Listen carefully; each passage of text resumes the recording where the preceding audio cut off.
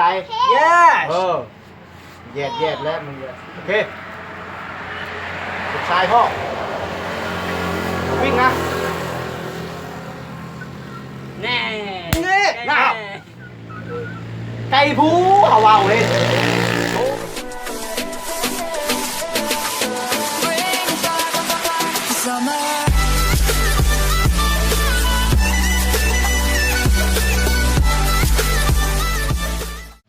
ไก่เนาะไก่ผู้บ่แม่นดอกไก่นี่ เอ็ดเพลอเลยชุบ มาเบิ่งไก่เท่านี้เขาว่าไก่ผู้เขาว่าตัวไก่ผู้ของเขาบ่ เจอตรงนี้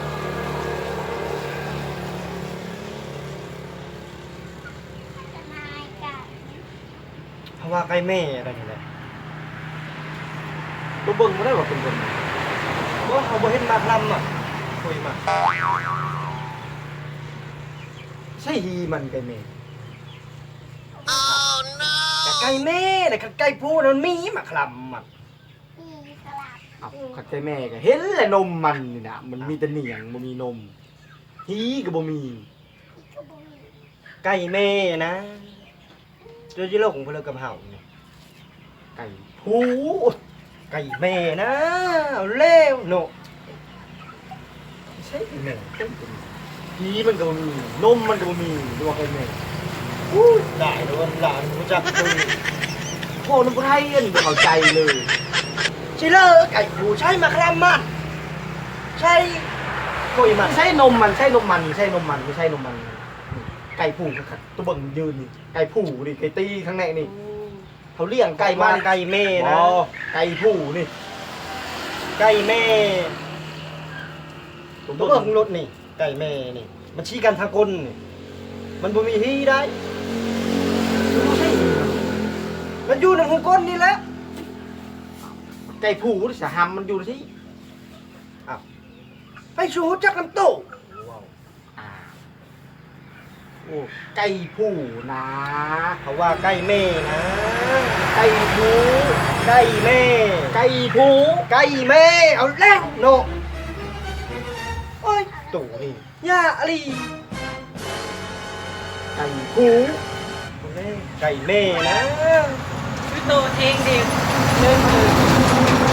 โอ้ยเขาว่าเลือกไก่เนี่ยแต่มันบอกไก่แม่นี่เขาว่าไก่ผู้เขาว่า ไก่ผู้น่ะมันต้องมีห้ ไก่แม่ก็ต้องมีฮีไก่แม่นี่ ไปคอตาชิน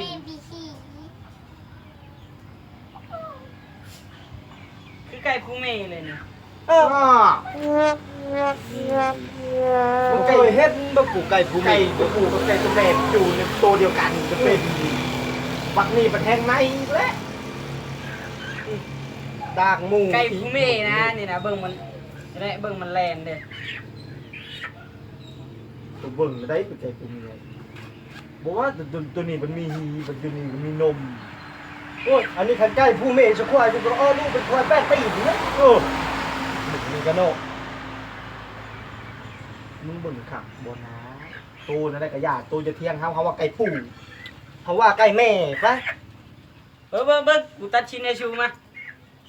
อันนี้จัดชินคันมันแล่นไว้เลยไก่ผู้คันมันบ่แล่นแล้วไก่แม่ เอาในนั้นบ่เฮาอะ ตัวจะเอาน้ำเฮาบ่เลย เอาแล้ว เราก็เบิ่งคันปล่อยแล้วมันไปตัวไรจับไม่เฮาได้คันเป็นไก่ผู้ได้มันแรง เออ ไร เขาจับเฮอ เออ คำมันมีไปนี่ตัวเย็นนั่นเลิกกับเฮา เขาสิแก้ชงเราบ้านเลยเอา อีหลีบ่ เขาบ่เลี้ยงเลยไก่นี่ เออเอาลองเบิ่งฉัน มาลองเบิ่งนี่บ้านนี่มาป้า เราปะเบิ่ง จับดิมันไปในตัวไรจับโลด เฮาเลยจับเฮอ ไก่เขาซื้อเองได้ไก่เด็ดดูตัวโตตัวไรนี่เขาซื้อนี่จะเขา100 ล้านกูได้ 100 ล้าน แอดคาราบาวมาโปรโมทเขายังบ่ขายไก่นี่มอนี่ ลองเบิ่งอ่ะปล่อยเบิ่งเนี่ย อันนั้นเนาะถ้ามันไปตัวจับมาเขาเด้อ เฮาจับเฮอไป แบบบ่มีบาดมีแผลได้ โอเค จับเป็นได้ yes แยดแล้วมึงโอเคชายพ่อวิ่งนะ แน่ นี่ แน่ ไก่ผู้เขาเอาเฮ้ยโอ้ยตามมาดู นี่เลยเนาะ อ๋อจับรถตัวหาไปชอบรถไก่โอ้ยตายเห็นกว่าตัวฟูกูเว้าเห็นระบอก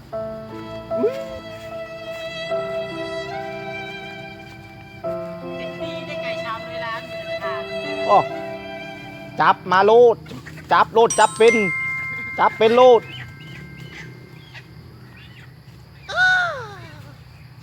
เบิ่งเกือบไก่เข้าบ้าน แม่นดีนะนั่นไอ้ตู่แอดว่ามาเฮาบริคายมันมาโปรโมทชื่อในไก่เฮา